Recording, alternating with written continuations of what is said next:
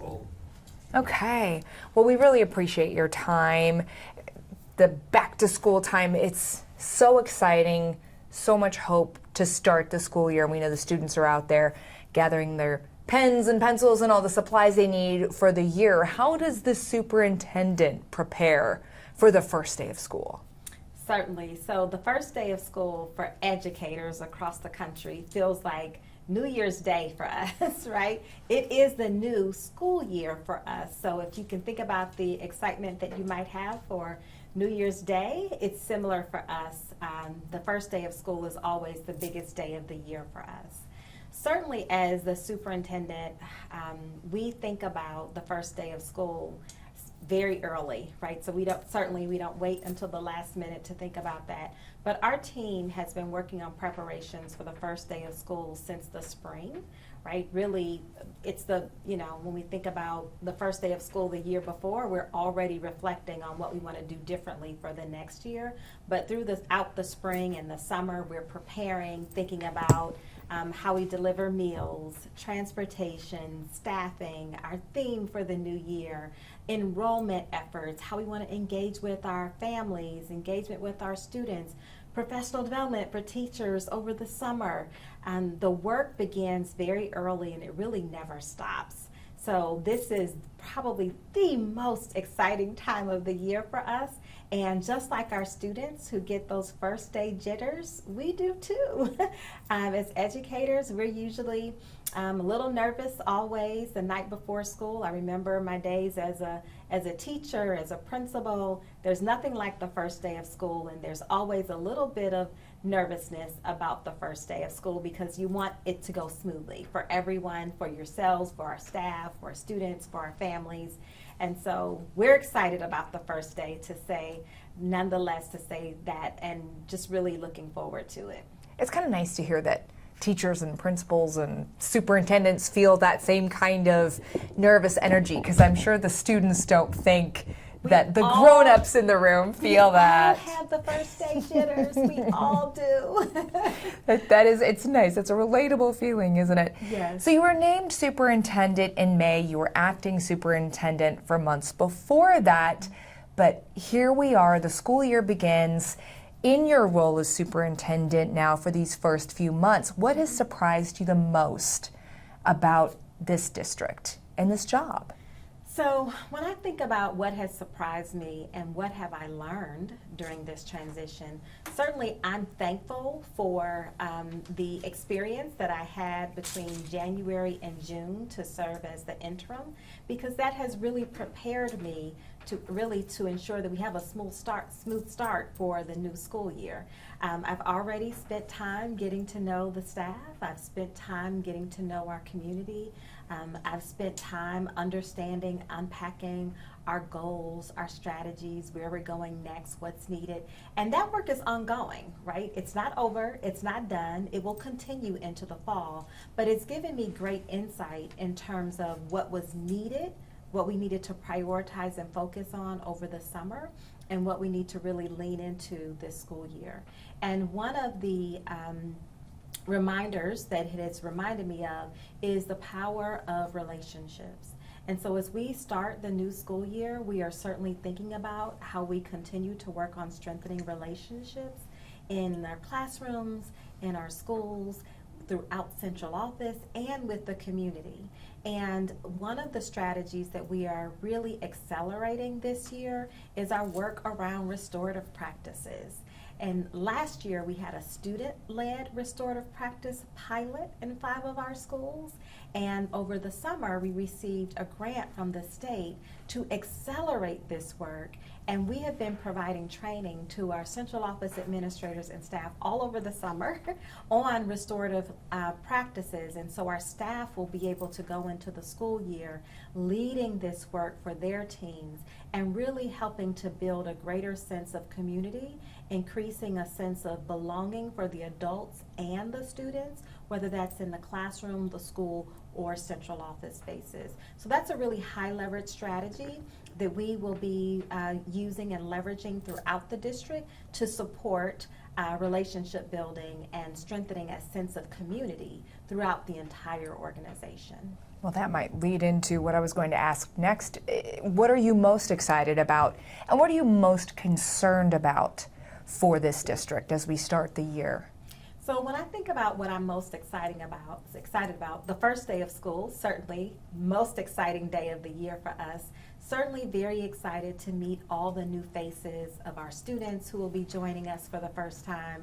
Over the summer, I had an opportunity to meet all of our new educators that are joining our district this year. The new energy and that they bring and the new excitement that they bring to their roles and to the work is always very refreshing. So meeting our new staff members as well as our new students is always a pleasure and a joy.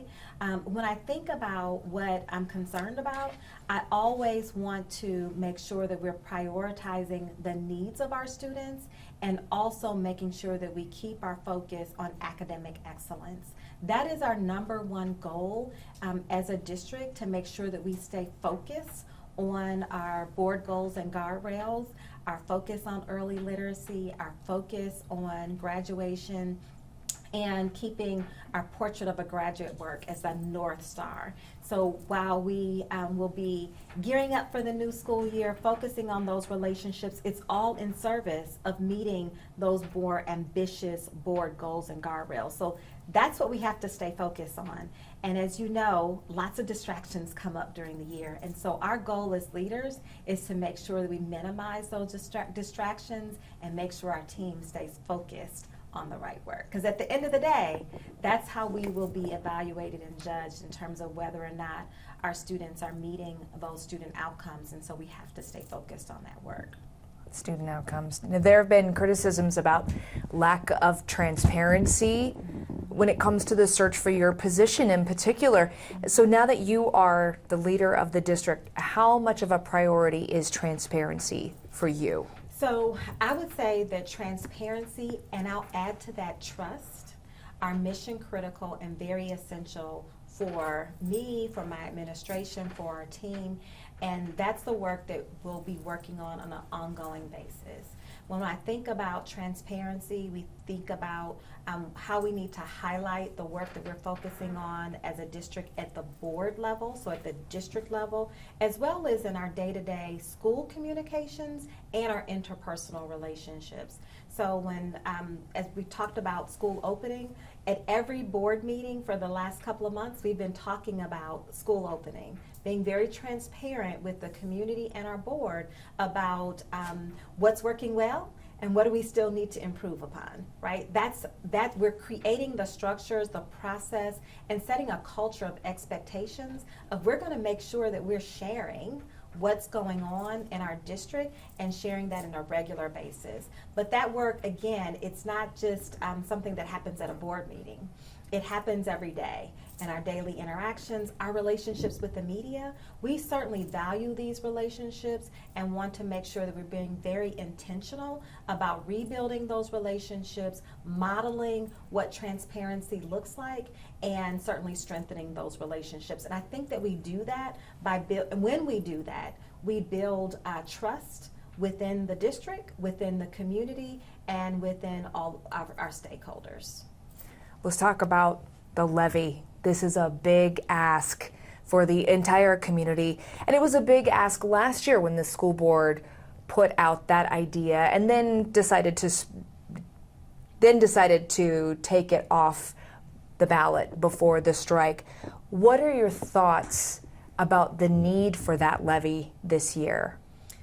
Thank you, Stacia, for that question. I certainly respect and support the board's decision to add a ballot initiative to the ballot in November, recognizing the needs of our school district are great, right? We know that school funding is critical to supporting the needs of our students and our schools. And when we look at our forecast, our 5-year forecast, we recognize that, one of the ways that we close that gap is either we increase revenue, right, or we decrease our expenses. Our board has taken action at this point to take the path of increasing revenue.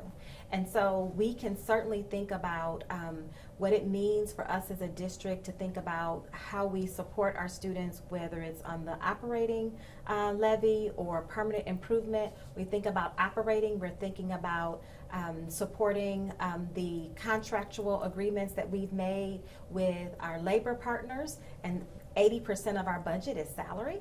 Right, so we need to make sure that we have steady revenue coming in to support those asks.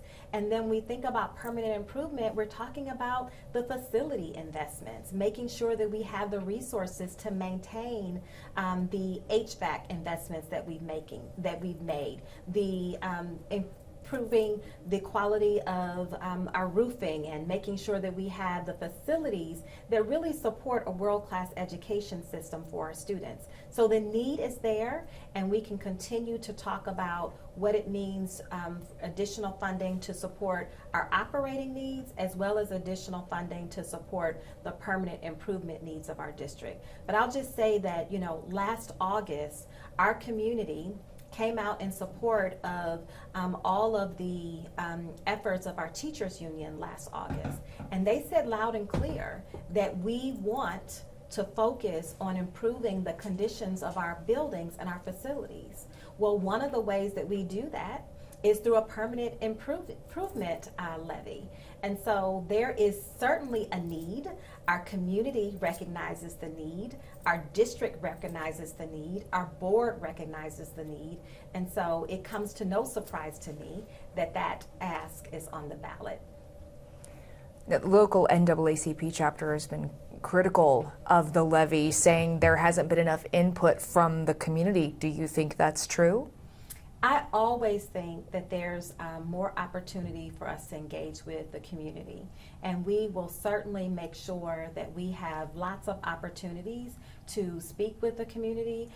You know, as a teacher, right, I want to use this as a teachable moment and model, you know, how we explain to our community just about school funding, right? Does everyone know that all of our schools across the country are funded by property taxes? What that means is that every school district in the entire country typically goes on the ballot every 4 years. In Columbus, we have not had to go on the ballot. And it's been 7 years since we've been on the ballot, and that's because we had additional investments for ESSER. Those academic recovery funds will be running out in September of 2024. And so now we're at a place where we've stretched our general fund, our operating fund, for several years now, and we're back to the point where we need to ask for additional funds from the community. But that's just how schools are funded, not unique to Columbus, not unique to the state, but across the country. And so I certainly want to use it as a teachable moment and an opportunity to educate our community about how schools are funded, what the needs are of our district and our schools, so that everyone feels as if they are making a well-informed decision. That's what we would want for our students. That's what we want for our families and our community members. We know busing was an issue for a lot of districts, but also for Columbus City Schools for most of last year, even after changing the routes. Do you have enough school bus drivers? I know that your ideal number, according to your records, is 650, and you have just over 500. Are you prepared for the school year with enough bus drivers to get everybody where they need to go on time? Absolutely. So the good news is that we have more drivers than we do routes this year. So we have the flexibility to make sure that we have a backup plan in case there is a bus driver or bus drivers who are absent, who are out ill. We'll have enough flexibility. But right now, we're really grateful that some of our contracted vendors have stepped up and said they will partner with us to take some of our routes. So we have vendors that have stepped up to take over 100 of our routes. And so that relieves that need to have additional drivers right now. Certainly, we're going to continue to recruit for bus drivers, and that work will never stop. We'll continue to recruit for bus drivers, but we're really in a good place as we start the new school year in that we have more drivers in CCS than we do routes, which gives us the flexibility that we need so that we can pivot. If we need to add another route, we need to make an adjustment. So we're really in a good place, really excited about the new school year, and all of our families should have received their routing and their bus stop information within the last week. That information was loaded on the parent portal in Infinite Campus. All of our families should have access to that, and we've sent home mailers. So every household should also receive a postcard with their bus route information. And certainly families, if they have not received the information in parent portal or the postcard, they can also call us to confirm their route. And we are, the team is ready. We've increased capacity at our call center in the transportation department so that we can be accessible and responsive to the needs of our family when they call us. But we're trying to push out as much information as we can so that they don't have a need to call us. We're sending the information directly to either their inbox or to their mailbox. There's so much to think about. Just holy moly. Yes. You know, I want to talk about that. We know crime is escalating in Columbus. It's an issue in many communities across the country. How do you make sure that the elements and the influences that are what we're seeing out in the community, out on the streets, how do you make sure that students are safe when they are in the schools? How are you prioritizing that in the security of the buildings and the students? That's a great question, Stacia, but when I think about that, I recognize that that is not a responsibility that is singularly ours as a district. We have to think about that collectively as a community, right? Because we want our students to be safe on their way to school, as they're transitioning to school, in the mornings, navigating through the neighborhoods. We want them to be safe while they're at school, and we want them to be safe on their way home from school. So it is a collective effort, and as a district, we recognize that safety is everyone's responsibility. We want all of our community members, our staff members, our students, we want them to make sure that they are all being alert, aware, and alerting us at any point during the school day, before school, during, or after, if there's something amiss, that they know exactly who to tell and make sure that they let us know so that we can be more responsive and make sure we're meeting the needs of our students. Certainly, there are some technical things that we have done as a district to provide layers of safety. When we think about the evolved technology that we have implemented in our high schools, we have upgraded the cameras in most of our buildings. We have upgraded the technology on our doors to make sure we have the screecher alarms on our doors so that we know if one of our doors is ajar. Everyone knows, it's not a secret. So we've made some significant investments in technology advancements and resources, but for me, the most important investment that we are making is empowering our students and our staff and making sure that they know the ways in which how they contribute to making our learning environments safe and supportive for everyone. And that goes back to our theme of focusing on strengthening our relationships. It is important for us to make sure that every student, and that means all 45,000 scholars in our district, every student has a relationship with an adult that is a trusting relationship, so they know who to go to when they need help. Perhaps if they feel unsafe, they feel unsure, they feel insecure about something. If anything is amiss, they know that there's someone in the school community that they can go to and talk to. That builds a sense of belonging. That helps create a healthier, safer community for our students. And to me, that's one of the most important things that we can do to make sure that we're creating that warm and welcoming environment for our students as well as for our staff. Just a couple of questions to wrap it up, because you've covered so much, which I really appreciate it.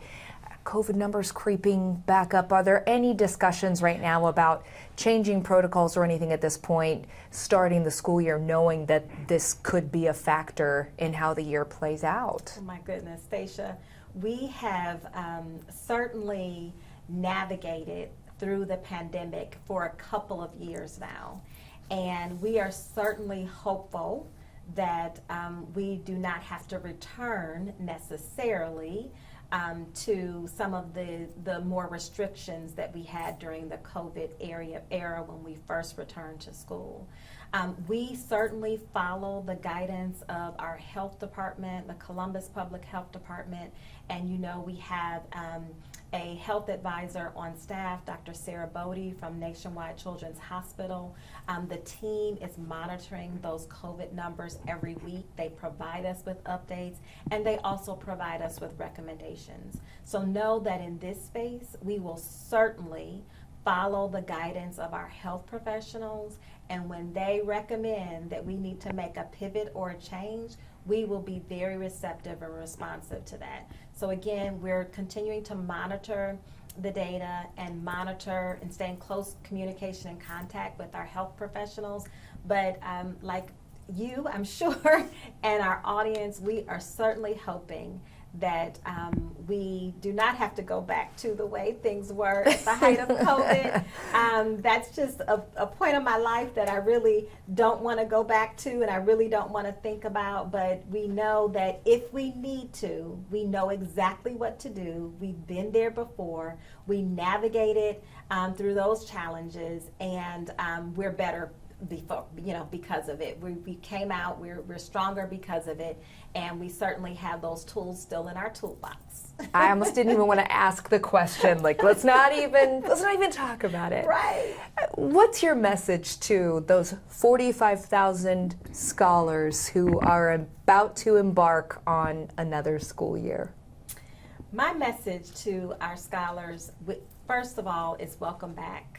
It is a new day in CCS. We have a new leadership team, and we are looking forward to a new and exciting school year with you. We can't wait to see all those smiling faces. We hope that all of our families will join us this Saturday, August 19th at Fort Hays for our Back to School Resource Fair, where we will be providing our families and community members with all the resources that they need to prepare for the first day of school. So we're looking forward to seeing them Saturday. Certainly we're looking forward to seeing them on Wednesday, and we couldn't be more excited to welcome them back. I'm really struck by the hope and the excitement that is really, it's coming out of your pores. Yes! You are, but is this you, or is this the start of the school year? And I know that may be an odd question, but you really feel from here full of hope and excitement for what's ahead. I think it's a combination. So this is me, right? This is my personality. As the leader, I'm sending the signal for the entire organization, right? So I always show up giving my very, very best. But I could not be more excited about the work that we're leading and the work that our team has done over the summer to prepare for the new school year. We are stronger than ever before. We are excited about the new school year. We recognize that we've been through some things in the past, lots of challenges. We mentioned the COVID challenges. We mentioned how the school year started in August. Lots of challenges with transportation, a mid-year leadership transition. We are stronger than ever before. And so we're excited that this year is going to be the best year yet. And so we're really just, I hope that my excitement is contagious, right? But it really is coming from a genuine and authentic place. Clearly, I am very passionate about this work. But I don't think I've been this excited about a school year, right? I poured a lot into it, right? And so I'm just really excited to see it all come together.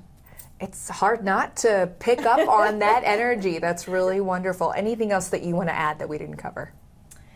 Anything else, Jackie, we should highlight? You want to highlight the partnership with Capitol and Columbus State? Oh, yes.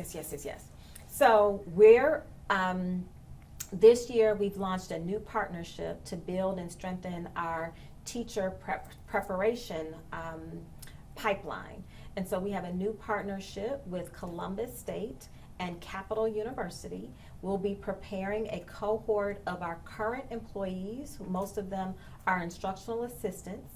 We will be helping them navigate and earn their teaching credentials while they're working.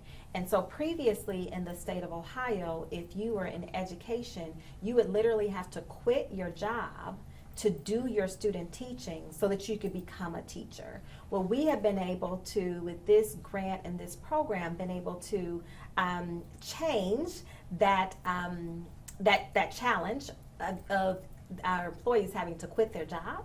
Now they can stay with us. And so it's a smooth, seamless pipeline to getting their teacher certification. So our IAs can again earn the necessary coursework through Capital University and Columbus State and become certified teachers and stay with the district, which helps us strengthen our internal pipeline and prepare our current educators for the workforce, and helps us close the gap on any teacher vacancies. So it's a win-win for everyone. Certainly another way for us to show our commitment to our employees by investing in their success and their future. That is exciting. I tell you, Columbus State just continues to blow my mind with the opportunities that are available. Yes. I know we're a very Ohio State focused community, but Yes. holy moly, Columbus State Yes. just... They have been an amazing partner with us. Anything that we bring to them, they say, yes, we want to partner with you. I'm sure you're aware of the Columbus Promise, the partnership with Columbus State, supported by the city, and I Know I Can, Columbus State. It's really a unique opportunity to close the equity gap and disparities and remove those barriers for students who want to go to college tuition free. And so to have that as an option is really an amazing opportunity. And it's an opportunity that I didn't have when I was, graduating for high school. So I'm really, really impressed with our city's ability to wrap their arms around our students and help close those equity gaps for them and create a clear pathway for them to pursue higher ed, again, without the expense of paying college tuition. It's fantastic. Mm-hmm. I can't think of anything else. Thank you. Thank you. I was at the Dr. Biden event when she came to town and really Yes. focused on the community college